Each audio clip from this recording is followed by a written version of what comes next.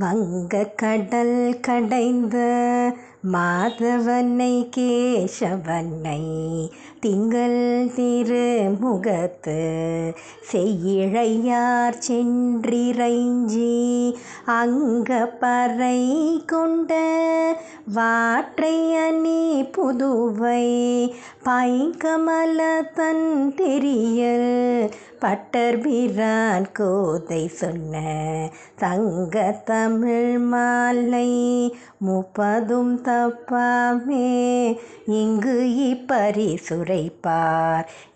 2 மால்வரை தோள் செங்கண் திருமுகத்து செல்வ திருமாலால் எங்கும் திருவருள் பெற்று இன்புறுவரெம்பவாய். ராமகிருஷ்ணரி. கடைசி பாசுரம் ஆண்டாள் இந்த திருப்பாவை பாடுறதுனால சொல்கிறதுனால என்ன பலன் கிடைக்கிறது அப்படின்றத சொல்லியிருக்கா.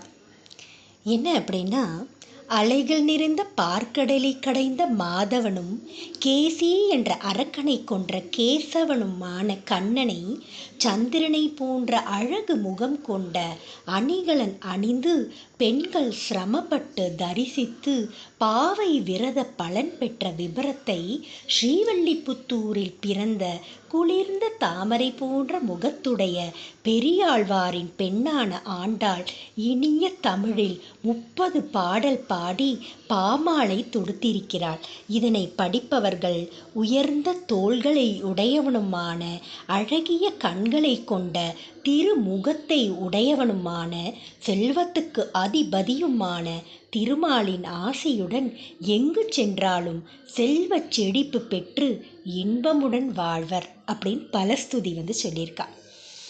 இது மார்கழி மாதத்தில் மட்டும் கிடையாது. இந்த பக்தி தினமும் நம்ம பகவான்கிட்ட இருக்கணும்.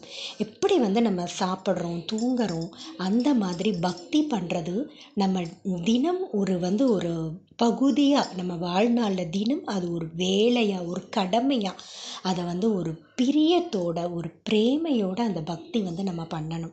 அப்படி பண்ணி பகவானுடைய நாமா சொல்கிறவங்களுக்கு வாழ்க்கை ரொம்ப ஒரு அமைதியும் செல்வச் செழிப்பும் இருக்கும். ஆன்மீகம் அப்படின்றது பக்தி பண்ணுறது நம்ம கஷ்டமே இல்லாமல் இருக்கிறது கிடையாது. அந்த துக்கத்தை லேசாக்கிறது தான் பக்தியோட பெரிய ஒரு மருந்துன்னு சொல்லலாம். ஆண்டாள் திருவடிகளே சரணம். எல்லோரும் பகவானுடைய நாமத்தை தினமும் சொல்லி அவனிடம் சரணாகதி அடைய வேண்டும்.